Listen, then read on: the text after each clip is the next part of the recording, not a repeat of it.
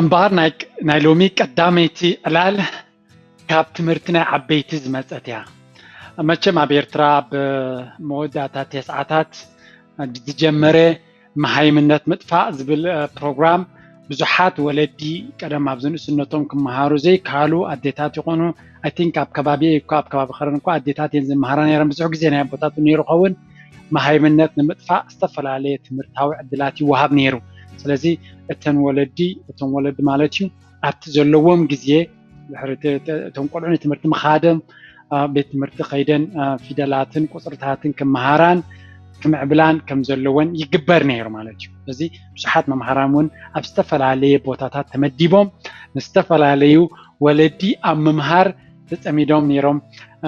ሕጂ ብዙሕ ፀገማት የጋጥሞም ነይሩ ንቆልዑ ክትምህር ከለኻ ቆልዑ ብዙሕ ይሓትዮም ግን እቲ ዝሓትዎ መቸም እንተ ደይመለስካዮውን ትመምህርሲ ርግፅ ኣቢልዎን ተሓሊፉውን ብዙሕ ዘፍርህን ናብ ካልእ ባእስታትን ቂምታታትን ዝኸይድ ኣይኮነን ዓበይቲ ግን ክትቀፅዖም ከለኻ ሽግር ተረቢሾም ግደፍ ክትብለን ነተን ኣዴታት ፀገም እየን ምክንያቱ ብትሕምትሕም ናብ ካልእ ኣርእስቲ ዝኸይድ ሕሜታ ኣሎ ካልእ ትምህርቲ ተደይተረድይወን ኣብ ውሽጢ ዝግበር ፖለቲካታት ኣለወን ኣዝዩ ከቢድ ከም ዝነበረ የሰምዕ ነይረ ሕጂ ሓደ መምህር እዩ ኣብ ሓደ ዓዲ ይምህረን ነይሩ ማለት እዩ ኣብታ ክላስ እትያኻ ቁፅሪ ዝምህር ነይሩ ምድማር ይምህረን ነይሩ ምግዷል ይምህር ነይሩ ማለት እዩ ሕጂ ብዝተፈላለየ ኣብነታት እናገበረ የረድአን ነይሩ ማለት እዩ ሕጂ ሓንቲ ሕቶ ቀሪቡ ማለት እዩ ሰለስተ ዝጎደሎ ሰለስተ ይምህር ነይሩ ማለት እዩ ሕጂ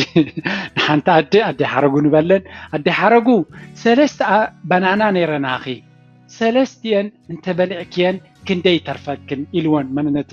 ትምህርትሲ በኣብነት ንከረድአን ማለት እዩ ሕጂ መጀመርያ ሰለስተ ባናና ነይርናኽን ሰለስተ እንተበሊዕክየን ክንደይ ተርፈክን ዘለን ዋ ሓረጉ ዳነኸ ሰለስተ ባናና ካብ ማስ ክበልዕ ትፈልጠኒ ትብሎ መጀመርያ ሕራይ ድሓን ከም ኣብነት ንውሰዶ ድሓን ኣይትበልዓን ኢኽን ግን ሰለስተ ባናና ነይረናኽን ምስ ደቅኽን በሊዕክንን ክንደይ ተርፈክን ይብለን ሰለስተ ባናና ነይረኒ ሰለስቲአን ካብ በሊዕናየን እወ ቅራፍ ተርፈኒ ትብሎ ማለት እዩ